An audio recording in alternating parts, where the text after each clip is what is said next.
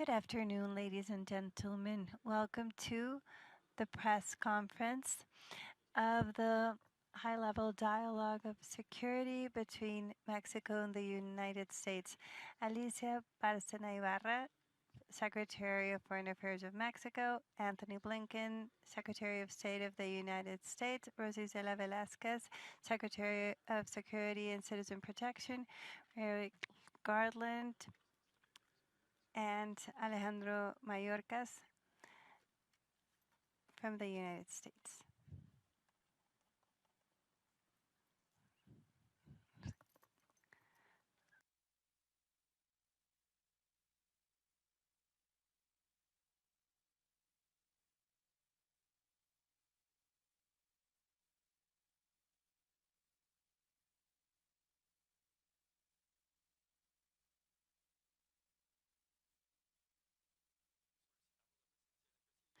We kindly ask Elizabeth Sherwood-Randall, advisor to the White House, on the Presidium, please.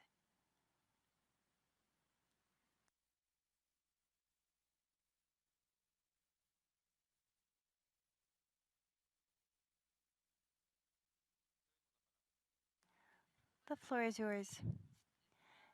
Good afternoon, dear representatives of the press, members of the press. Thank you for joining us. We apologize for the delay. Our high-level dialogue on security comes to an end this afternoon, and this is one of the mechanisms existing between both countries, and they describe the excellent state of our bilateral relationship. I wish to thank my colleague, Secretary of State Antony Blinken, Merrick, Garland, Secretary Mayorkas, Liz Sherwood, and Rosa Icela Rodriguez. This mechanism is part of the bicentennial framework. There's yet another mechanism, the high-level economic dialogue that took place last week, chaired by Secretary Blinken. It's also an economic-related dialogue.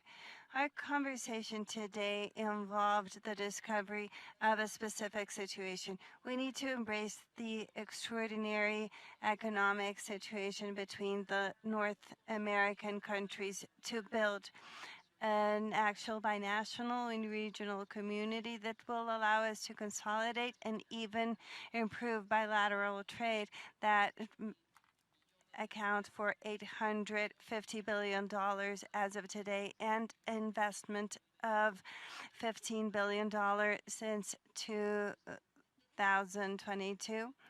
So we need to make the most of such a key moment, and we shouldn't just stay on that type of rhetoric that is trying to divide or place us as adversaries instead of allies. In Mexico, we're betting on a powerful space, a powerful and economic with social and environmental inclusion.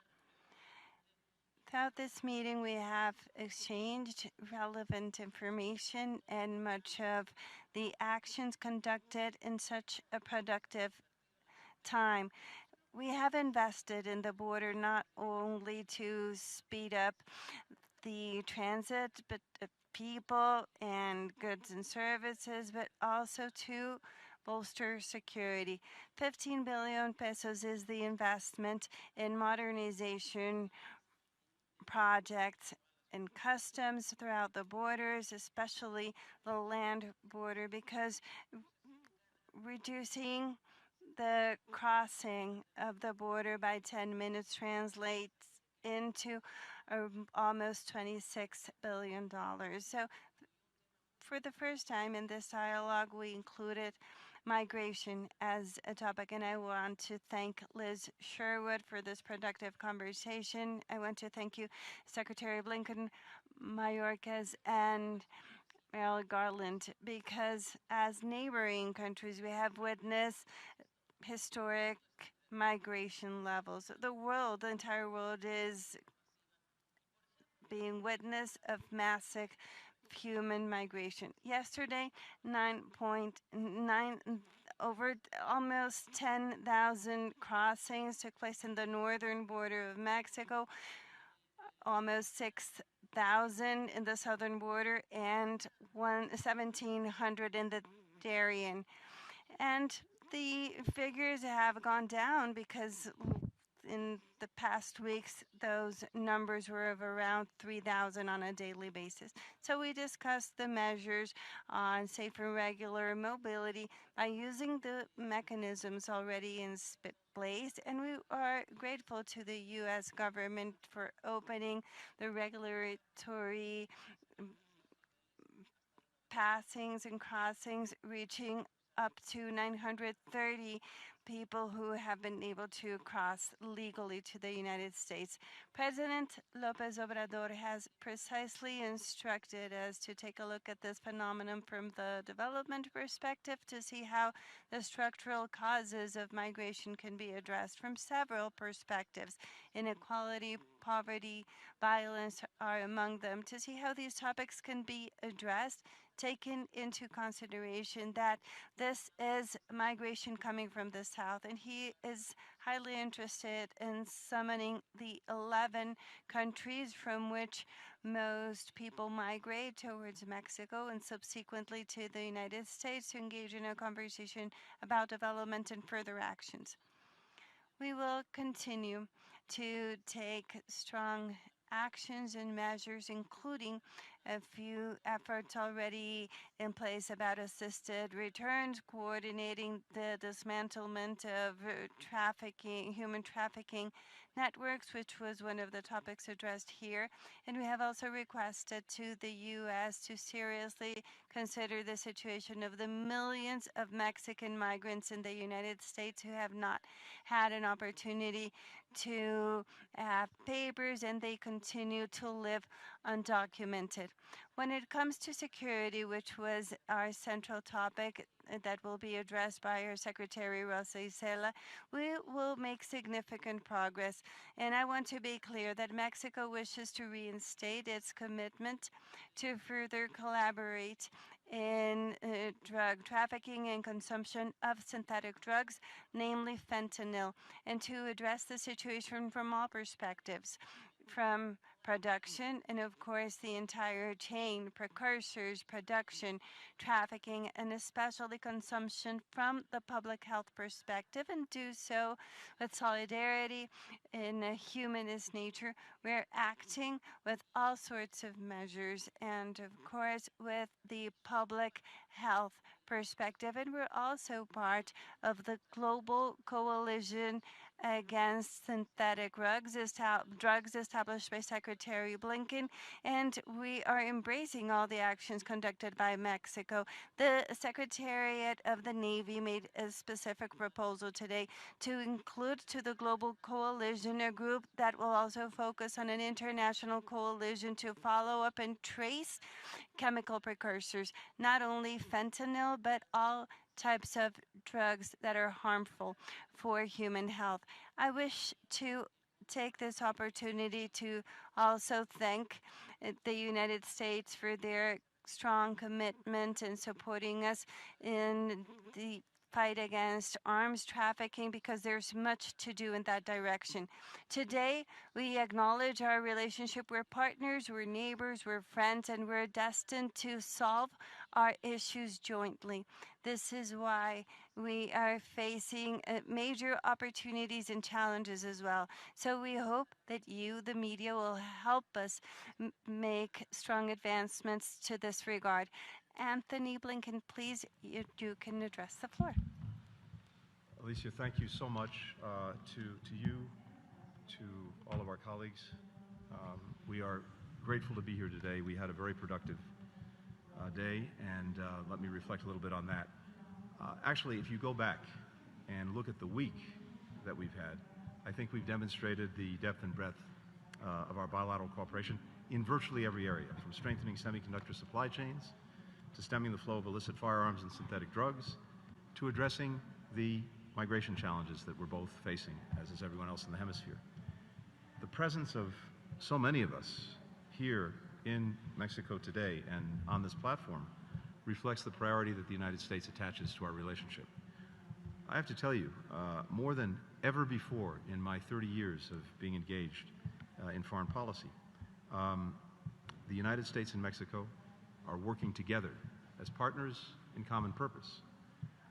But the scale and scope of the challenges that we face is also unprecedented. And I think today we reflected on both of those facts, the unprecedented partnership, but also the unprecedented challenges. 2 years ago, the United States and Mexico launched the bicentennial framework for security, public health, and safe communities. And in doing this, we acknowledged a shared responsibility as neighbors to enhance the safety, the security, the well-being of our people. We agreed to work as equal partners to tackle the challenges like illicit drugs, illegal firearms, human trafficking. And we committed to a comprehensive approach that includes bolstering the rule of law, fighting corruption, improving public health, and investing in broad-based economic opportunity. Today, we had an opportunity to both review the progress that we've made, which is real and substantial, but also identified areas where we can and must do more. We're advancing our efforts to address the synthetic drug crisis, as you heard Alicia discuss, which continues to devastate families on both sides of our border. You've heard me say this before, but fentanyl is the #1 killer of Americans aged 18 to 49. So we have an obligation to do everything in our power to combat the scourge. Doing this together directly with Mexico. In March, U.S. and Mexican leaders in justice, law enforcement, public health met here in Mexico City to look for new ways to work together. For example, by better monitoring and tracing chemical precursors, by cooperating to dismantle clandestine drug labs, by sharing resources and best practices for treating addiction. And together, we engaged more than 50 representatives of the Mexican private sector, industries, from logistics to transportation to pharmaceuticals, to help identify illicit activity in their supply chains and stop the diversion of precursor chemicals. We're also working with partners around the world because this is a global challenge. Mexico is making key contributions to the 100-plus country global coalition that the United States launched this summer to address the synthetic drug threat. We continue to collaborate closely to pursue transnational criminal organizations by disrupting the flow of drugs, guns, money between our countries, and working to take down these networks. We're deepening cooperation on investigations, on arrests, on prosecutions, on interdictions. Mexican authorities are submitting 40% more firearms trace requests to the United States than they were 6 years ago. And that enables law enforcement to stop gun trafficking at its source. Southbound firearm seizures in the United States have increased more than 65% since last year. And since last October, U.S. law enforcement has confiscated the equivalent of 279 million potentially fatal doses of fentanyl at our southwest border. And our Mexican partners are also seizing more drugs, thanks in part to the collaboration that we have, training, equipment, even canines that we've provided. We're taking steps to aid the most vulnerable, those most vulnerable to organized crime, training nearly 200 Mexican immigration officials to better screen, identify, and assist potential human trafficking victims. And as two of the 21 nations that have endorsed the Los Angeles Declaration on Migration and Protection, we are working to create the conditions for safe, orderly, humane migration. As you heard last night, Secretary Bárcena and I joined a migration ministerial with our counterparts from Colombia and from Panama to advance these efforts. Today's dialogue, as you heard as well, included migration for the first time. This is a recognition that the issue has profound national security implications for the entire hemisphere. For our part, the United States is increasing refugee resettlement, and we're expanding legal pathways, including launching our Safe Mobility Initiative, so that people can find out whether they're eligible to come to the United States from their own countries without having to make the journey to our borders. We're providing temporary protected status to vulnerable displaced persons so that they can work legally in our country, meet labor shortages, contribute to our economy. Throughout the region, other countries are taking critical steps along these lines. Mexico is increasing its repatriations of third country nationals and tackling the root causes that drive people to leave behind their families, their communities, and put themselves in the hands of traffickers. Panama and Colombia are offering temporary protected status to displaced individuals, including Venezuelans and other vulnerable populations. But the scale of this challenge demands that we redouble our efforts, that we do more to improve and modernize border security, that we do more to increase legal migration pathways and protections, more to address root causes, and more to deter irregular migration humanely, including through additional steps that you'll be hearing about today. With migration, as with all of our joint efforts, we're working to uphold our commitment to human rights. That's what our people expect. It aligns with the values that our nation share. It's essential to building our citizens' trust, which enables law enforcement and justice officials to more effectively prosecute criminal networks. Each of us has no higher priority than keeping our people safe. By deepening our cooperation, we will continue to work toward that goal. Thank you. Escuchemos ahora las palabras de la secretaria Rosa Icela. Secretary Rosa Icela Rodriguez Velázquez. Good afternoon, ladies and gentlemen. I salute the U.S. delegation led by Secretary of State Antony Blinken. We also salute Attorney General Garland, Secretary Mayorkas, and of course, the special envoy of President Biden, Liz Sherwood-Randall. Your presence here is key. And we are neighbors, we are partners, we are allies. A significant day of work is coming to an end. We've had our high-level dialogue on security, so we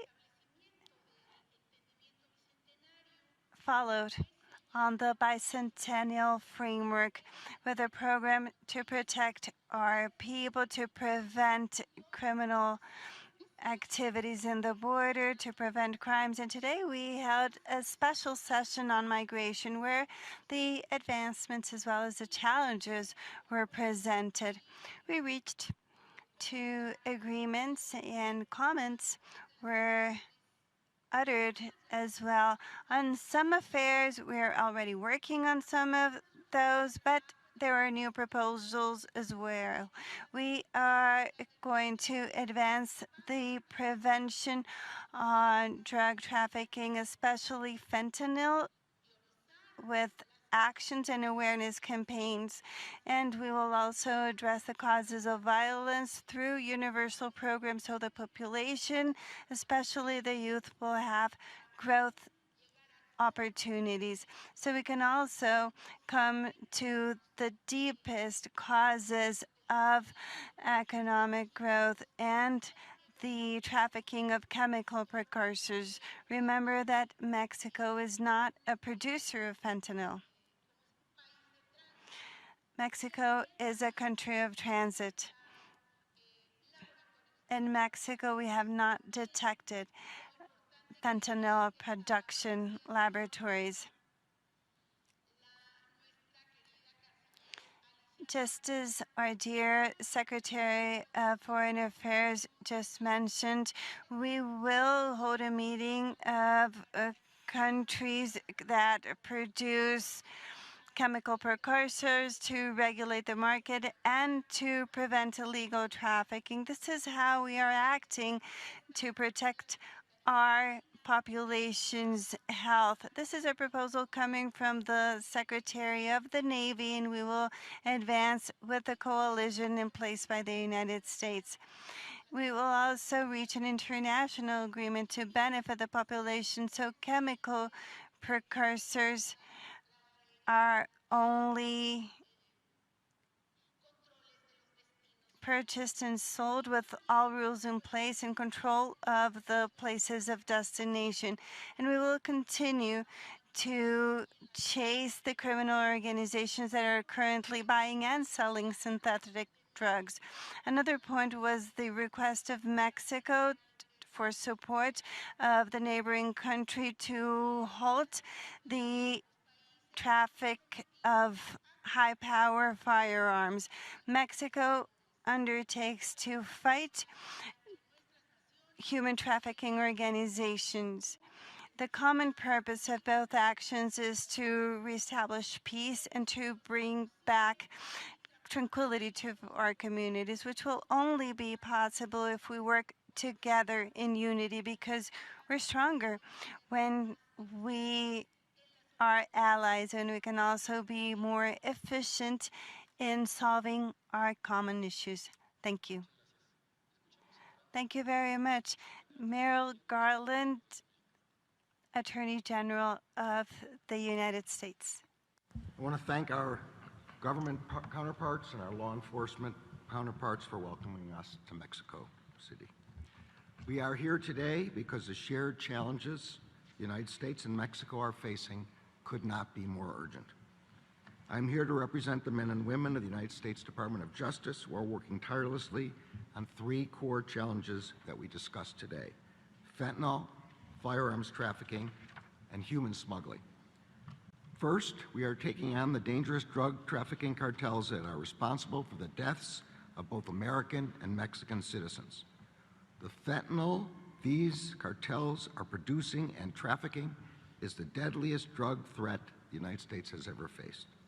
To fight it, we are going after every link in the cartel's fentanyl trafficking networks at every stage and in every part of the world.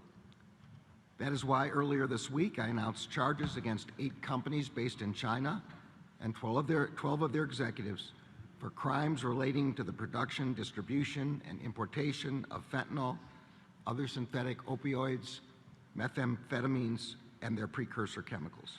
We know that the global fentanyl supply chain, which ends with the death of Americans, often starts with chemical companies in China. Earlier this year, I announced charges against 23 Sinaloa cartel members, associates, and leaders for their role in running the largest, most violent, and most prolific fentanyl production and trafficking operation in the world. Just 3 weeks ago, Ovidio Guzman Lopez, a leader of the Sinaloa cartel and a son of El Chapo, was extradited from Mexico to the United States. He is one of more than a dozen cartel leaders we have indicted and who have been extradited to the United States. He will not be the last. We are grateful to our Mexican counterparts for that extradition. We recognize that these cartels are terrorizing Mexican communities, and we recognize that this action would not have been possible without the sacrifice of Mexican law enforcement and military service members who gave their lives in pursuit of justice. And just last week, our countries' work together also resulted in another critical arrest. Last Thursday, we charged a defendant in connection with the horrific fentanyl poisoning of 4 children at a daycare center in New York. One of those children, who was just a year old, tragically died. Our counterparts in Mexican law enforcement helped us ensure that the defendant will face justice in the United States. Our agents and prosecutors at the Justice Department are working every day to get fentanyl out of our communities and bring to justice those who put it there. Second, the Justice Department is fighting the firearms trafficking from the United States to Mexico that we know helps arm these cartels. We are putting to use new authorities granted to us by the United States Congress to prosecute gun traffickers and seize illegal guns. Under those provisions, just last month, we charged and arrested 7 defendants in Texas for buying over 100 guns later trafficked to Mexico.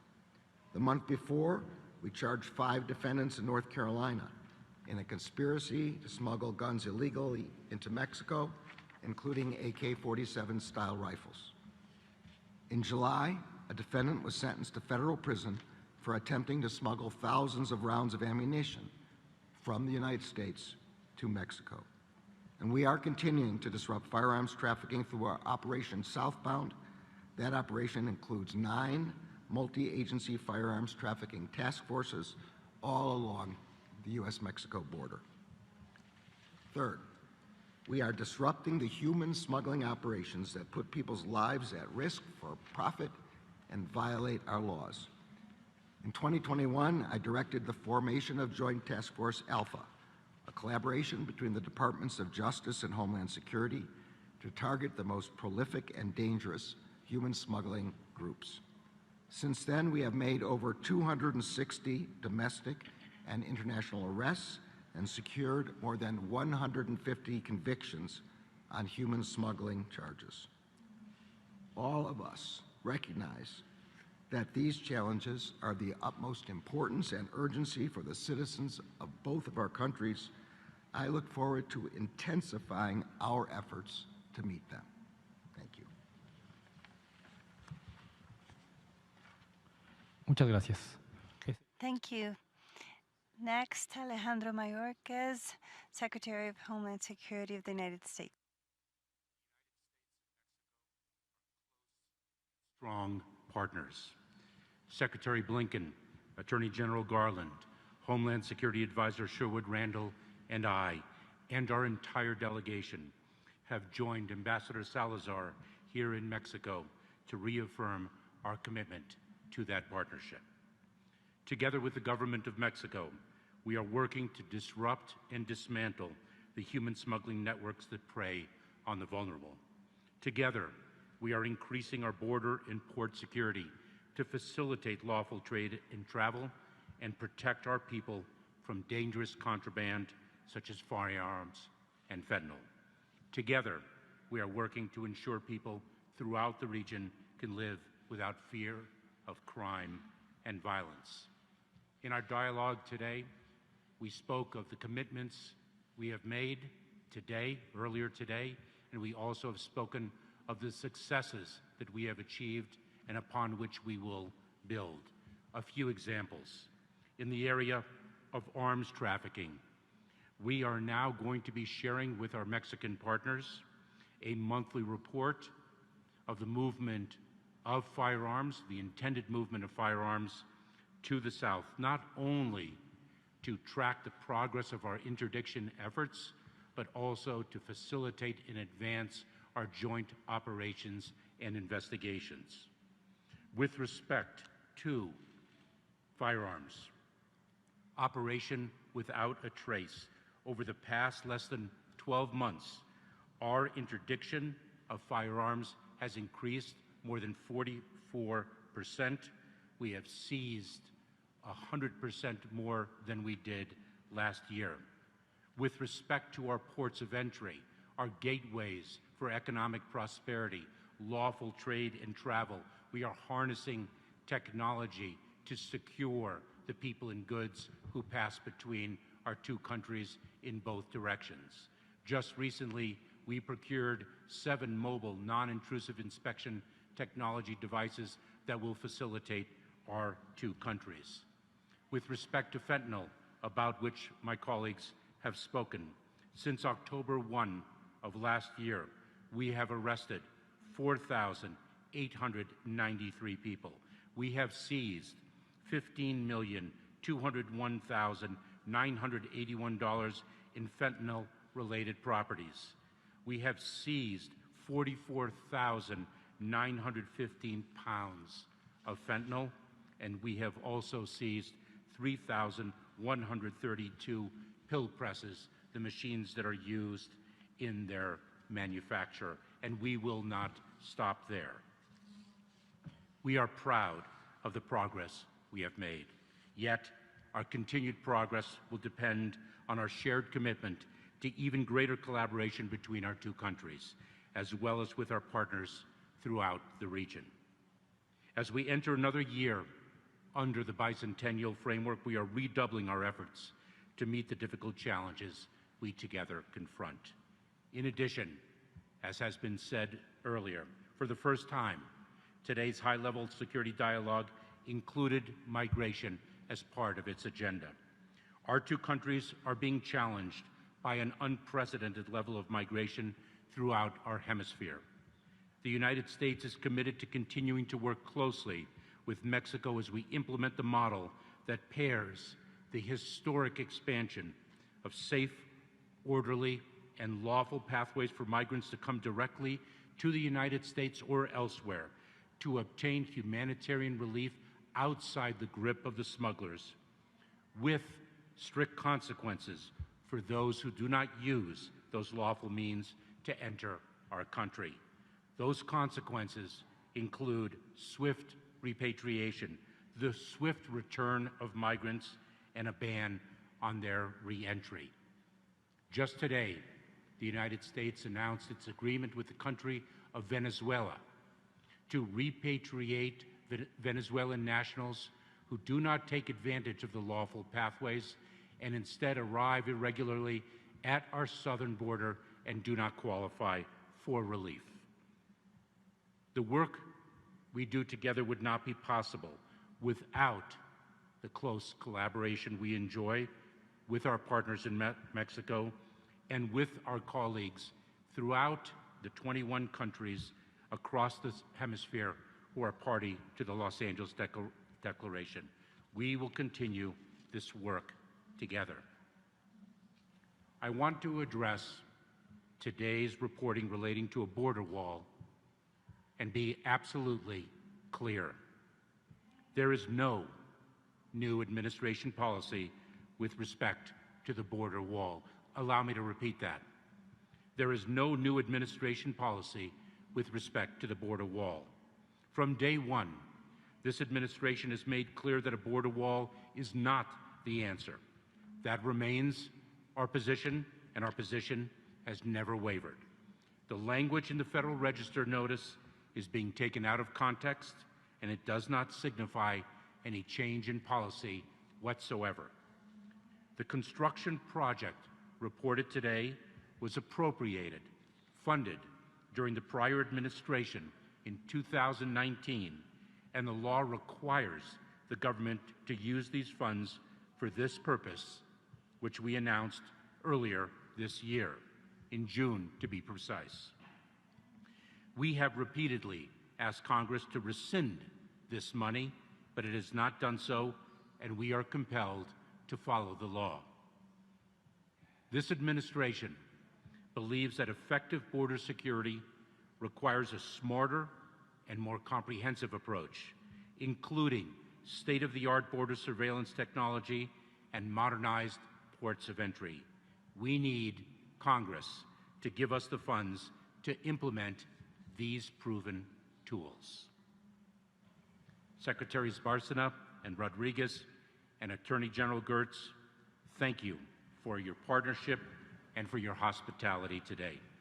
I look forward to our continued work in the months and years ahead to keep our two countries and our entire region safe and secure for all. Thank you. Tiene la palabra Elizabeth Sherwood-Randall, Next, asesora de seguridad interna de la Casa Blanca. Sherwood-Randall, internal advisor to the White House. Thank you very much. I had not anticipated speaking. I'll begin first by thanking our hosts, President López Obrador, Secretary Alicia Bárcena, and Secretary Rosa Icela Rodriguez. We value our partnership tremendously. I think our Secretary of State, Tony Blinken, has said this perfectly. Together, we are facing unprecedented challenges in the hemisphere and indeed in the world, and we are able to tackle these challenges together based on the unprecedented partnership that we have built between our two countries. And we are grateful for this partnership because we cannot solve these problems alone. We are stronger when we stand together. And as you have heard in the comments of my colleagues, our cabinet members here in Mexico and our cabinet members here in the United States, we are doing so much important work together on behalf of our people. We are working to enhance the health of our people. We are working to enhance the safety of our people, and we are working to enhance the security of our people. Those are our three fundamental responsibilities as public servants, and it is our privilege to be here in Mexico to work to advance those three goals together. We have made progress on multiple topics on our agenda, as you have heard already. First of all, we have discussed the importance of developing approaches that enable us to tackle the human crisis of irregular migration that is both a humanitarian challenge, a public health challenge, an environmental challenge, and a security challenge for the entire hemisphere, and especially for our two countries, which are experiencing the enormous surge at our borders.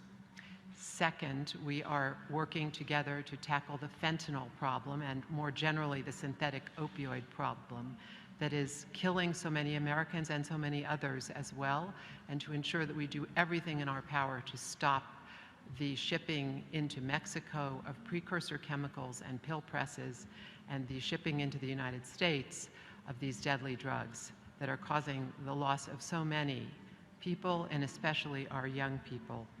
Third, we are working very hard together to reduce the arms trafficking that is coming principally from the north to the south, and do everything in our power to reduce that flow, which is also creating great risk for our peoples.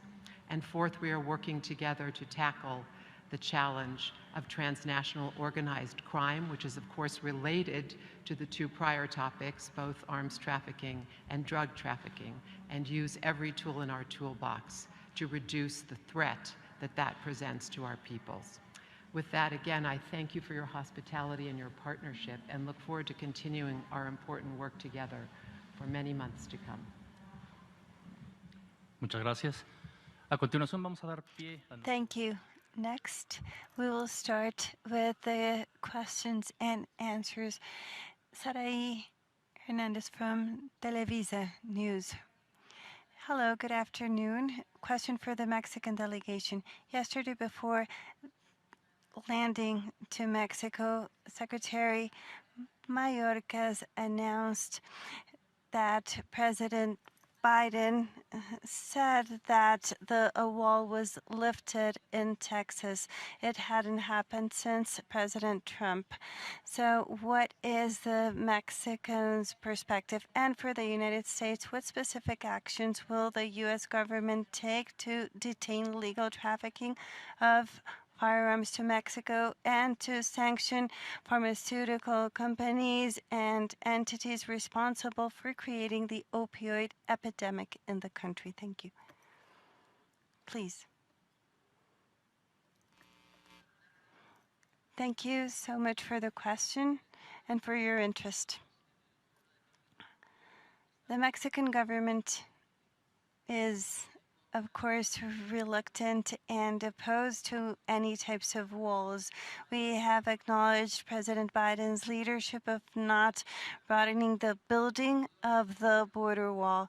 These days' dialogues have been successful to that regard because we are convinced that we're building bridges and not walls. We reject fences, and we have had the cooperation of the United States, especially with the issue of the boys and the Rio Grande, and we have the support of the U.S. federal government because they filed a complaint before the Department of Justice to remove the boys. And most definitely, I believe that Secretary Mayorkas has properly, in my opinion, clarified the events, and unfortunately that announcement coincides with their visit.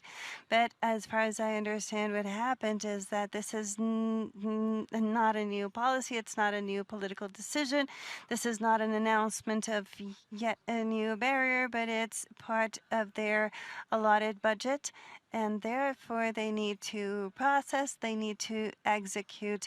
And I understand it will not be done through walls, but through technology, but through other types of installations in order to detect and to build roads. And I believe that is what Secretary Mayorkas has clarified today, because we also shared our concern with him. So on my side, I'm telling you that, of course, we're not in favor of anything of the sort. We believe in bridges, not in walls. To repeat what I said earlier so that there is no lack of clarity. From day one, the policy of this administration has been that there will be no more wall construction. That remains our policy, and we have never wavered from it. The action that we took was action that we took in June, that we memorialized recently in accordance with legal process. The action that we took, we had no choice. It was mandated by law. We requested that Congress rescind the direction. It did not do so. We, of course, must follow the law. Our policy remains as it was since day one. We are opposed to the construction of the wall.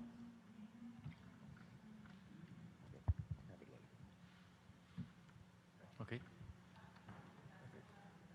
I'm sorry, you had the question about the sanctioning of those who are engaged in the trafficking of arms or also in the trafficking of chemical precursors for fentanyl and other synthetic opioids. And I think, as I think the Attorney General has already said, we are going after both and doing so very vigorously. You've seen in the United States an increased number of investigations, prosecutions, and interdictions of firearms heading south toward Mexico. Last year, we seized a record number of firearms, a record number of ammunition, but, and I'll turn to the Attorney General, we're also prosecuting those who are involved and trying to get to the source of this supply of weapons so that we can stop it. And that also goes to the work that we're doing directly with Mexico, the E-Trace program, where a gun that turns up in Mexico is then traced to its point of origin. That allows us to actually get at those who are sending the guns southward. And with regard to the pharmaceuticals, the chemicals, I think, again, as the Attorney General laid out, we have vigorously worked to prosecute those who are engaged in the illicit diversion of chemical precursors that turn into fentanyl or other synthetic opioids. And I think he laid out just this week a number of additional steps we've taken to prosecute those who are involved in those kinds of activities.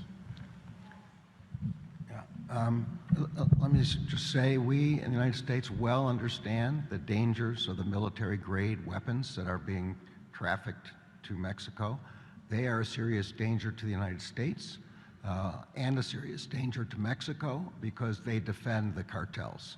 So we will do everything in our power to stop the unlawful trafficking of weapons to the drug traffickers as part of our fight to break up every link of the chain of the drug traffickers. And along those chains, it begins with the precursor chemical companies in China. It goes into the Sinaloa and Jalisco cartels here in Mexico who are producing the fentanyl and trafficking it. It goes into the passage across our borders, and it goes into cartel-related trafficking organizations in the United States. And we are doing everything we can, together with our Mexican counterparts, to dismantle every stage of that distribution link. Muchas gracias. Para la siguiente pregunta, Thank le you. The solicitamos a following question. Aileen. Eileen Sullivan, The New York Times. Please take the microphone. Deportations for Venezuelans that you announced today. Could you explain what changed in the U.S.'s outlook about Venezuela? Is the country safer now to accept and repatriate their citizens? And has that changed diplomatically as well? Do you have different relations with them? Eileen, thank you very much. As you well know, and I will share with those who do not, that we granted temporary protected status to Venezuelan nationals who were in the United States as of, in other words, on or before July 31st of this year. We have made a determination that it is safe to return Venezuelan nationals who've arrived in the United States subsequent to July 31st and do not have a legal basis to remain here. And we have now successfully negotiated an agreement with the country of Venezuela to repatriate those Venezuelan nationals who have arrived subsequent to July 31st and do not have a basis to remain in the United States. We are a nation of immigrants, and we are a nation of laws. And Eileen, just to add a footnote to that, we have an ironclad commitment to provide protection for those who qualify. That remains paramount in everything we're doing. And by the way, we also look to all the other countries in the hemisphere to do the same thing, to make sure that they're making good on their own obligations. Safe, orderly, humane migration requires the ability to identify individuals and provide protection for those who qualify. Under the Los Angeles Declaration, the declaration agreed to by virtually all of the countries in our hemisphere at the last Summit of the Americas, we're charged with taking coordinated actions to try to stabilize flows, to expand regular pathways, to humanely manage all of our borders. Repatriations are a key piece to this balanced approach, and that's what we followed through with today.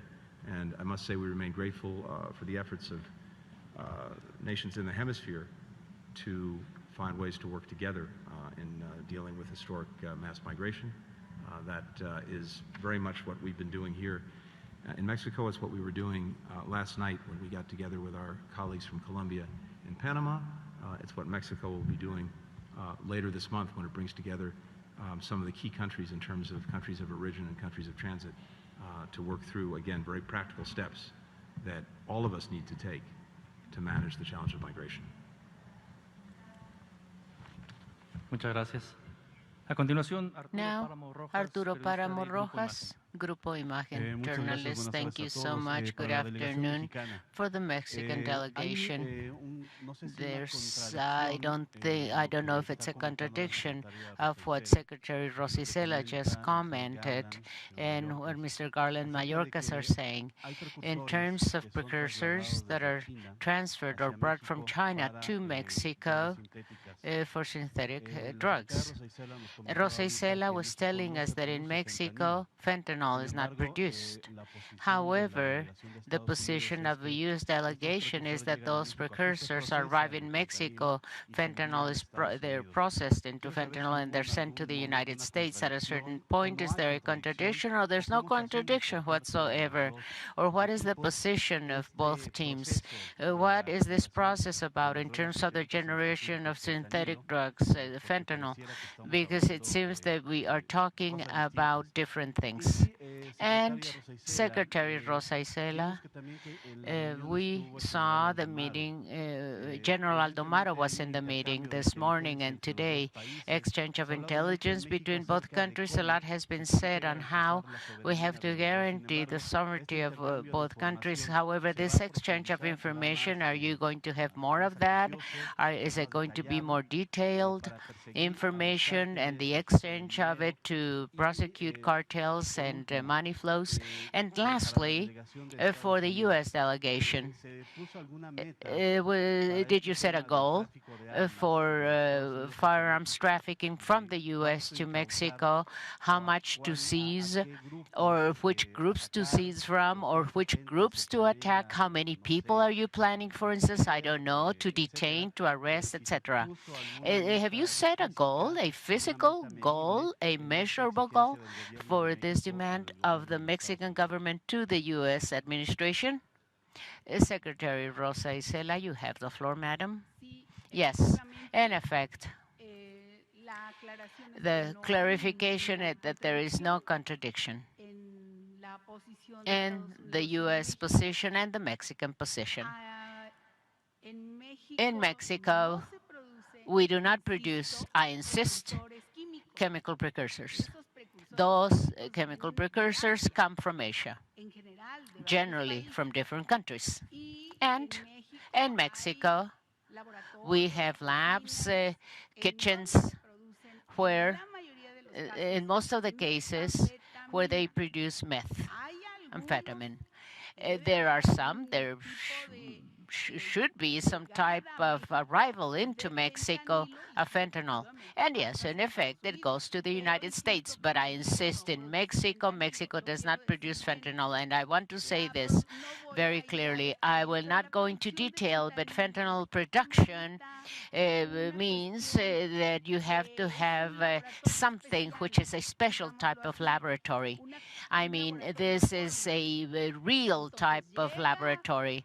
So a kilogram or half a kilogram or some grams of fentanyl arrive in Mexico, and those grams, those very few grams of fentanyl coming from other countries, because in Mexico we do not produce fentanyl, then they go through the border, and in effect,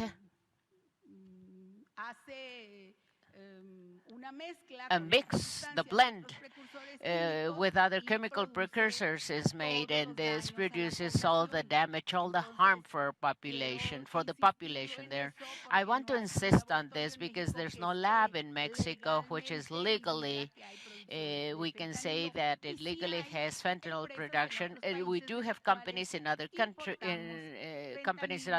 from which we import fentanyl for medical uses, and fentanyl is also imported by criminal groups. So there's no contradiction. What was your other question, sir? Yes, numerical goal. Yes. Any numerical goal? Have you set any goal? I mean, fighting arms trafficking from the U.S. to Mexico. I apologize, Secretary, but something else here. Is there a commitment with the U.S. administration to extradite a criminal related to organized crime, someone who's in prison in Mexico, that's going to be transferred to the United States through the legal mechanism for that purpose? Or is there any type of demand from the U.S. administration to detain someone specifically and take that person to the United States through the extradition process? Well, yes, in terms of what you're saying on extraditions, the Attorney General's office, the Public Prosecutor's office, and its counterpart, the Attorney General's office in the U.S., they're in charge of the different processes. And this, of course, includes the legal part of it all, and the Foreign Affairs Ministry is legally included. And generally speaking, these are procedures, formalities that are normally done, and we are always more than willing to comply with legality of those procedures. But those are things, all the extraditions, I mean, that are done every day in our country. And on the other hand, we also have people arriving who are extradited from the United States and other countries. So let's say that these are everyday procedures that are being implemented with different criminals, and we are always more than willing, ready to do this when we are complying with absolute legality. So the extraditions will continue according to the law, with a legal foundation to them. I do not know if our foreign minister would like to intervene on this issue. Please. Two little things very fast. Let me clarify a couple of things here. Mexico does not produce fentanyl precursors. They arrive especially through the ports, and logically some precursors arrive, dual-use precursors. Those are the precursors that come legal and they're legally used for pharmaceutical products, etc. And of course, there's a pathway of illegality. This is exactly what we're working strongly on, definitely with the United States and with other countries as well. And that's where the Navy Ministry of Mexico proposed something very important, an international coalition for the follow-up and traceability of chemical precursors, not only for fentanyl, but also for all types of synthetic drugs. That's one issue. Obviously, there are no legal laboratories for the production of fentanyl in Mexico. I mean, that's all we would need. Of course, there are illegal laboratories. That's what we have found. And of course, we have seized clandestine laboratories, and that's exactly where we're collaborating. Let me clarify something here. One of the issues, a central issue in the United States, is that consumption of fentanyl in youth, in young people, many times this is consumption.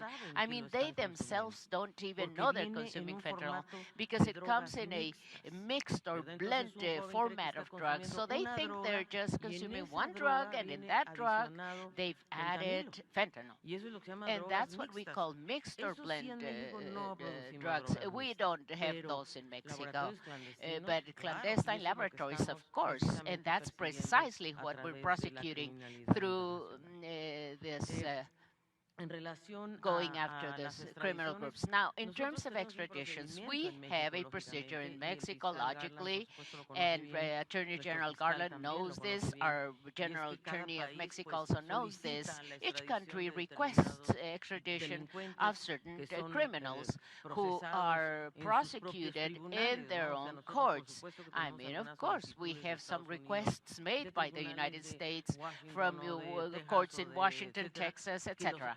and we are assessing, evaluating, and they are being assessed by the Attorney General's office in Mexico, by the public prosecutor of Mexico. We are assessing those cases.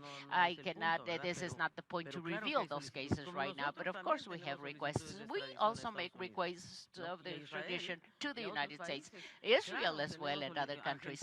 Argentina, for instance, yes, we've made very concrete requests of people who've committed crimes in Mexico. Therefore, we're asking them to be extradited to Mexico so that they can be tried in our country. And the same happens with the United States. I mean, they've been asking us to prosecute, to detain people in Mexico who've committed crimes.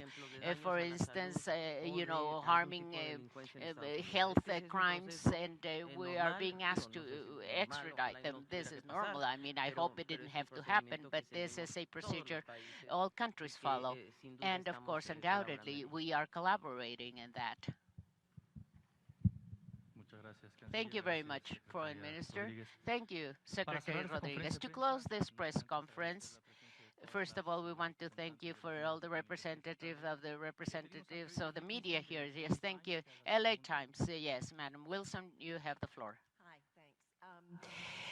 Returning again to fentanyl for just a second, Secretary Blinken, you have talked about how important this is, top of the agenda, and both you and Secretary Bárcena have outlined a lot of very important steps.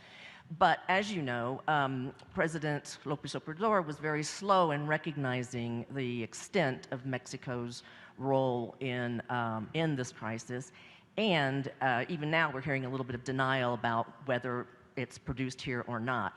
So my question is, if you come away now thinking you have a strong, firm, solid commitment from the president to really do all it takes to combat the production and transport of fentanyl. And then my second question, you also have spoken a couple of times today about the importance of human rights within the context of law enforcement. In Mexico, under this government, the military has taken on extraordinary powers, economic powers, political powers, and in law enforcement. So and as you know, its human rights record is quite notorious. So my question is, to what extent does that role, the dominance of the military, complicate U.S. efforts to work with Mexican law enforcement? Thank you. Your question is asked to Mexico or to the U.S.? Mostly to Blinken, but feel free to join in. No, please, por favor. No, I want to ask who the question was directed to. I'm happy to cede Tracy to. First, let me start by saying this. We were very appreciative of President López Obrador for the time that he gave us this morning, and we had an extremely positive, productive conversation. I think it reflects the fact that President López Obrador and President Biden from day one have set a common direction for the relations between our countries, and our job has been to carry that out and try to make it real. And when it comes to fentanyl, synthetic opioids, I have no doubt about Mexico's commitment to working collaboratively to deal with this huge challenge that we both face. Because it's affecting people in Mexico just as it's affecting so many Americans. And it's not simply a commitment of words, as important as that is. It's a commitment in deeds. You've heard us talk already about the work that we've been doing in collaboration, in partnership, working together to seize and investigate clandestine labs for the production of fentanyl, preventing the diversion of the precursor chemicals. In fact, Mexico came up with a very important initiative today that we're going to follow through on. I think it'll be incorporated, as the Foreign Minister said, in the work of the Global Coalition against synthetic opioids that we established this summer to get at the diversion of chemical precursors. We were working just a few weeks ago with here in Mexico with our Canadian counterparts as part of the North American Leaders Summit, again on this question of how to effectively control chemical precursors, including by doing things collaboratively together on information sharing, on labeling, on having companies that are engaged in selling or transferring precursors know who their customers are. This is usually important because what tends to happen is a company may be engaged, as Alicia said, in absolutely legal trade of a chemical that's used for pharmaceutical purposes, and then it gets diverted to an entity that uses it for the production of a synthetic opioid. So the protocols that we're working to establish together and have a common standard with our 3 countries and then through the global coalition with countries around the world will help prevent the diversion. We've been already increasing information sharing among law enforcement on synthetic drugs and on precursors. And as you've heard already today, work that Mexico is doing to strengthen security at its ports, both maritime and land ports of entry, is very significant. 95% of the fentanyl that we're seizing that's coming into the United States is coming through legal ports of entry. So the work that we're doing together to strengthen security there, to strengthen screening, all of that's being done in close collaboration. And I think there's some steps that Mexico has announced recently, including expanding the criminal watch list to 69 new chemicals. That's very significant because we've seen how these particular chemicals are often diverted into illicit use. Revamping the import-export system. And by the way, Mexico is actually a leading country in the way that it very carefully works to regulate chemicals coming into Mexico.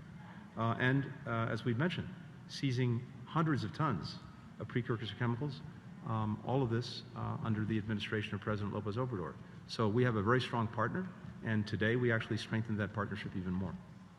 With regard to the military, I think as we see it, the military is one of the most trusted institutions in Mexico. It's played a critical role, along with other law enforcement organizations, in dealing with organized crime, transnational criminal enterprises, drugs, arms trafficking, and as the Attorney General said just recently, with the extradition of a notorious criminal, they lost lives in bringing him to justice before he was extradited.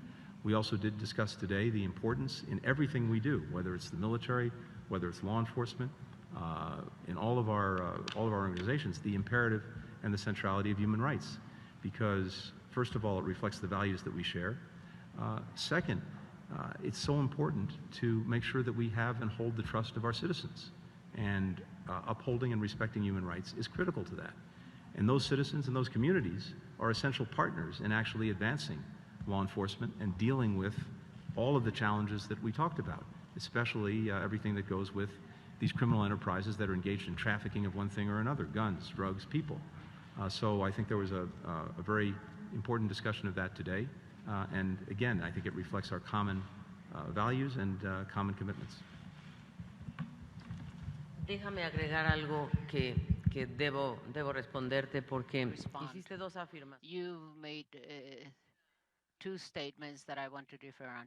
First of all, President Andrés Manuel López Obrador has given us very precise instructions, and that is that we should be supporting and collaborating in everything that has to do with the production, trafficking, consumption of fentanyl.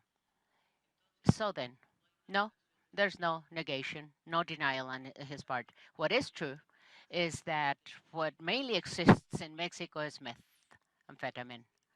So we're facing a different problem, especially in terms of consumption. Consumption of fentanyl in Mexico hasn't arrived in the proportions it has arrived in the United States. That's a reality, and that's what the president is saying. And why? Why? Because in reality, this is exactly what he's also saying, is that this is a matter of approaching this issue from a perspective of public health, of addictions, to see how we can combat causes, really, of why people are consuming drugs, generally speaking, I mean. And clearly, those drugs, as I've said in the United States especially, but also in Europe, in countries, the destination of those drugs, they come with those mixes, and that's where the young people or people in general are confused. And I mean, what happens is that one thing is the effect of fentanyl, and the effect of other drugs are 2 different things altogether. This is what we're experiencing together. You can see this pencil, you see how this pencil, just this much of fentanyl can kill so many people. 1 pill can kill. This is the campaign you have in the United States. This is the first thing. The second thing is that you have to recognize that in the case of Mexico, the National Defense Ministry is playing a very important role, especially at the border. They're in charge of, I would say, I mean, we have 60 border crossings between Mexico and the U.S., land and maritime. So having control of those crossings, this is fundamental. And the National Defense and the National Guard play an extremely important role. And that not only in the north, but also in the south. So then this is something we have to say. And the same happens with the Navy Ministry of Mexico that has taken control over ports, because in the past, this was done through other companies, even tertiary process, and a lot of corruption was there. So what we're seeking is to regularize, to legalize, to do things with order, with technology, with collaboration. And that right now is something under the responsibility precisely of the National Defense and the Navy ministries. And let me also tell you that, of course, they've given us all that collaboration at the Foreign Affairs Ministry. Really, the collaboration from them has been extremely positive. I don't know if Rosa Icela wants to say anything. Please. Yes, very briefly here. I just wanted to tell you rather, something on numbers first. In this administration, we've seized 1,435.6 tons of chemical precursors. And we have seized 470 tons of methamphetamine. And due to the work of the armed forces, we've seized 184 tons of cocaine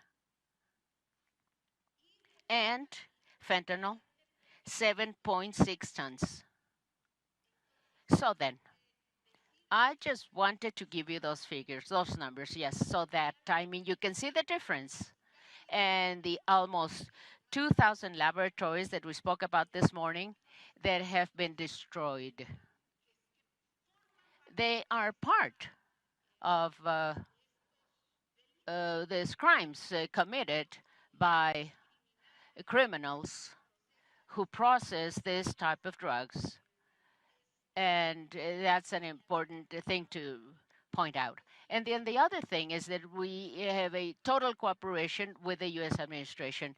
These are the instructions we have received from the president, and we are going to continue combating the cartels, and we are going to continue in our commitment of not having impunity in this disease and this illness among youth. This is something that's contaminating our young people. Of course, we're continuing to work in this type of task. And of course, we do not have two different discourses. We have the discourse of continuing working the way we work every day in the Security Cabinet. That's what I wanted to say in my intervention. Thank you. Thank you so much. Ladies and gentlemen of the media, thank you so much. Communicators, we hope this has been useful to you. We want to thank the presence of our friends from the United States. I also want to thank our team of the Foreign Affairs Ministry, such an important role. And of course, Roberto Velasco, his team, Ambassador of Mexico to the United States, Esteban Moctezuma rather. And then we have financial intelligence, which is very important. Yes, I'm sorry. Arturo Medina, sorry. Arturo Medina is here with us, and we haven't mentioned that, but we're working in illicit financial flows. This is something we have to stop. We have to stop, where the money goes, the route of the money. We have to stop that. Thank you very much, ladies and gentlemen. Have a wonderful afternoon.